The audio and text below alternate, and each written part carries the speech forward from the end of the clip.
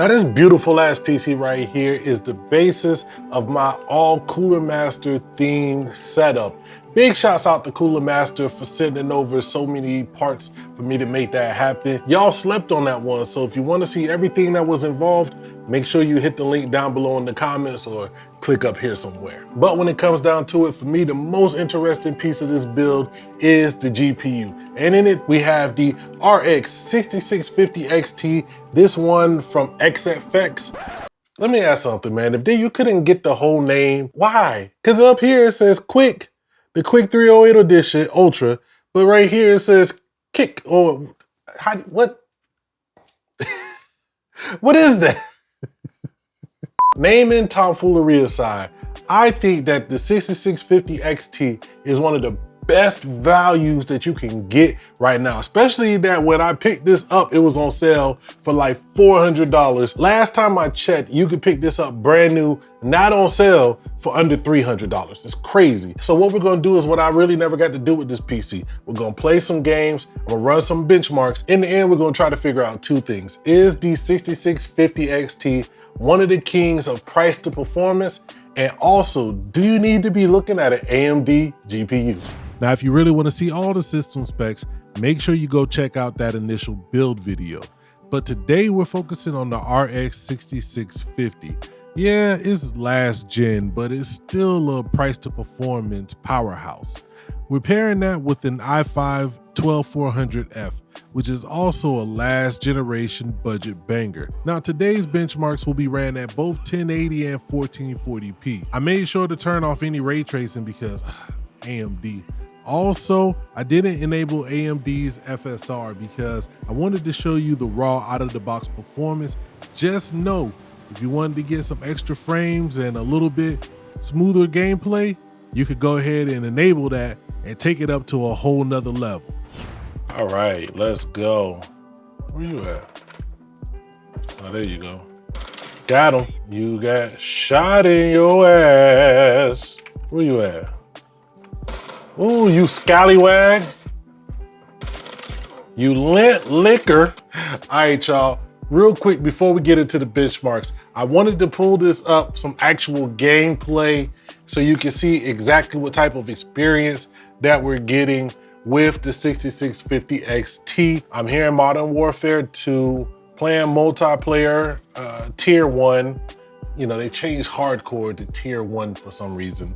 Now, what I did is I went ahead and installed MSI Afterburner and put the on-screen overlay on because I was using the native telemetry that's built into Modern Warfare 2, and it had my GPU showing 89, 90 degrees Celsius consistently. And I was like, what is going on? Then I realized that AMD does some funky stuff with how they report their GPU temps. Like, I think there's a hot spot and then the overall GPU temp that we're used to.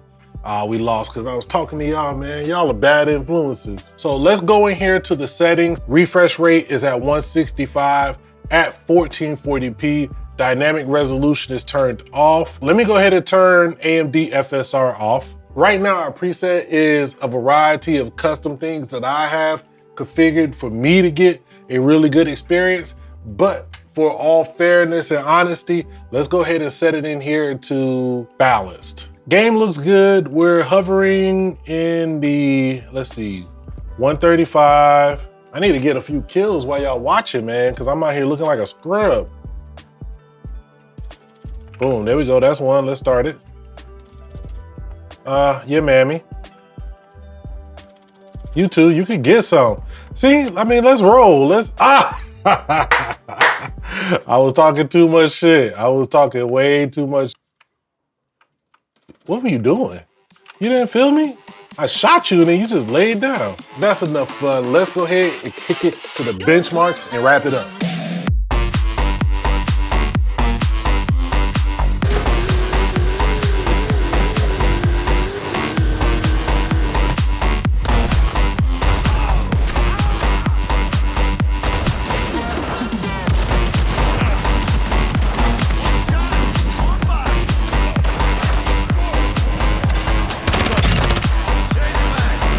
Now Now, the main reason I wanted to do this video is to show you exactly what kind of value you could be getting from the RX 6650 XT. It's not the most powerful of GPUs, but if you're looking to get some solid Ultra 1080p or low to medium 1440p gaming, man, you gotta give this a consideration. And honestly, it doesn't really matter the specific XFX version, even though, like I said, this specific version is the lowest that I've seen when you would compare this to like a 3060, and those are still going for 400 and better across the board. That's if you're buying new. If you're buying used or secondhand, you can find these even better. I've seen some crazy deals on them. The only thing that you're really missing when it comes to NVIDIA versus AMD these days are some of the productivity and encoding features. Just from what I've seen, the CUDA cores and the processing power behind them still work better in programs like Adobe After Effects and DaVinci and things like that. But I mean, honestly, you're splitting hairs. I've seen some of those render videos or I'm leaving this platform for this one. And it's like, dog, you made all of this noise about 13 seconds. But if you extrapolate to 13 seconds times 75, we do not care.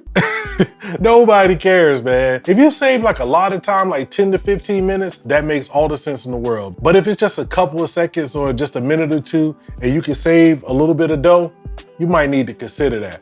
I'm gonna get up out of here. Let me know what you think about the benchmarks and everything else down below in the comments. Also, before you get up out of here, leave the cookie emojis down below in the comments for the Vanglorious Jehovah. We're gonna try to keep that going for as long as we can. I'm gonna get up out of here. Make sure you like, share, and subscribe. And never forget to holla at your boy.